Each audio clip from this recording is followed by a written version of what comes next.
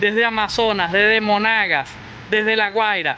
Todavía estamos en las calles hasta que no liberen al presidente Nicolás Maduro. El pueblo sigue luchando, también exigiendo en las calles la liberación del presidente Nicolás Maduro y de su esposa Cilia Flores de Maduro, con actividades, con pancartas, con murales, con protestas en las calles, salir a marchar y exigir la liberación de la pareja presidencial de Venezuela.